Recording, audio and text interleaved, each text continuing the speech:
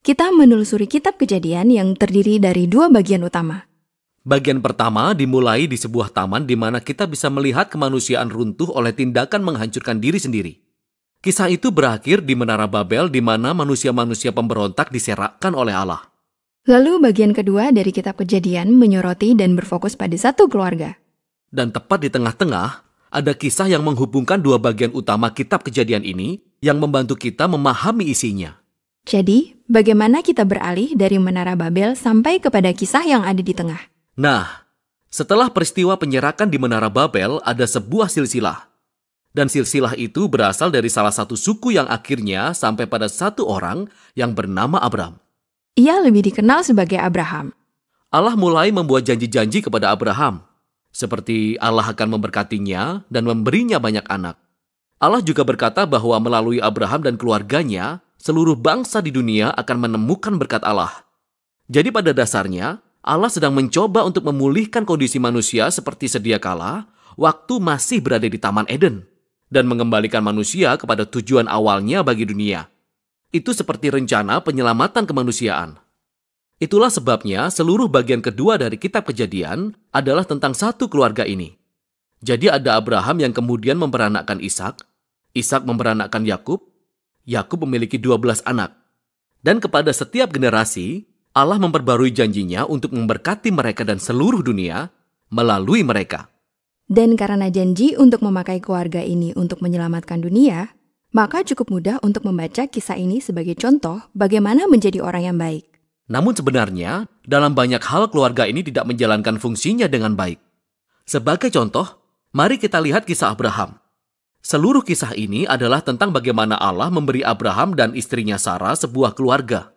Tetapi dalam dua kesempatan yang berbeda, Abraham memberikan Sarah kepada laki-laki lain dengan tidak mengakui bahwa Sarah adalah istrinya.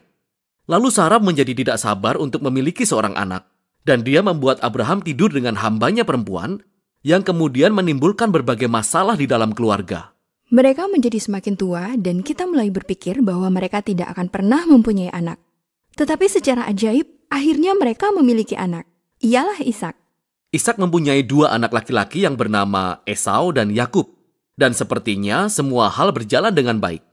Tetapi Yakub, anak yang lebih muda, menginginkan warisan keluarga yang sebenarnya merupakan hak Esau, anak yang lebih tua. Lalu Yakub merancang sebuah rencana di mana dia akan mencuri warisan itu dari ayahnya, Ishak, yang ketika itu sudah tua dan buta. Mana ada orang yang melakukan itu? Buruk sekali. Mencuri dari ayahnya yang buta. Ya, dan Yakub melakukannya.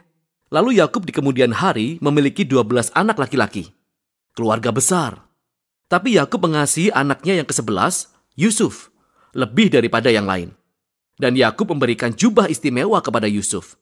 Dan oleh karena hal inilah, saudara-saudaranya membenci Yusuf.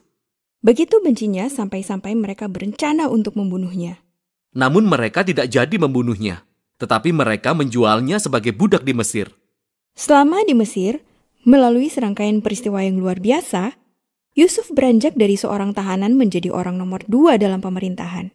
Lalu kemudian, di seluruh wilayah Timur Tengah terjadi musibah kelaparan. Dan saudara-saudara Yusuf datang ke Mesir untuk mencari makanan. Dan ketika mereka sampai di sana, siapa yang harus ditemui sebagai penguasa wilayah? Itulah Yusuf, orang yang mereka jual sebagai budak. Namun kenyataannya, dia menyelamatkan mereka dari bahaya kelaparan. Mereka ini adalah cicit Abraham yang telah melakukan tindakan keji kepada saudaranya. Tapi Allah telah mengubah kejahatan mereka menjadi sesuatu yang baik. Tepat seperti itulah yang dikatakan Yusuf dalam paragraf terakhir dari kitab ini. Dia berkata, "Kamu telah mereka-rekakan yang jahat terhadap aku, tetapi Allah mereka-rekakannya untuk kebaikan, yakni memelihara hidup suatu bangsa yang besar." Jadi kata-kata ini menjadi kesimpulan kitab ini, karena kata-kata ini merangkum pesan dari keseluruhan kisah sejauh ini. Manusia terus memilih kejahatan, dan kita berpikir mereka mengacaukan rencana Allah. Namun Allah terus membalikkan kejahatan mereka menjadi kebaikan. Dan walau bagaimanapun, Allah akan memakai keluarga ini untuk memulihkan kehidupan seperti di Taman Eden. Jadi itulah kitab Kejadian. Tapi, kita masih belum mengetahui bagaimana sebenarnya Allah akan memakai keluarga ini untuk membawa kita kembali ke Taman Eden. Ya, betul. Tapi ini baru kitab pertama saja. Kitab-kitab selanjutnya dirancang untuk menjawab pertanyaan ini.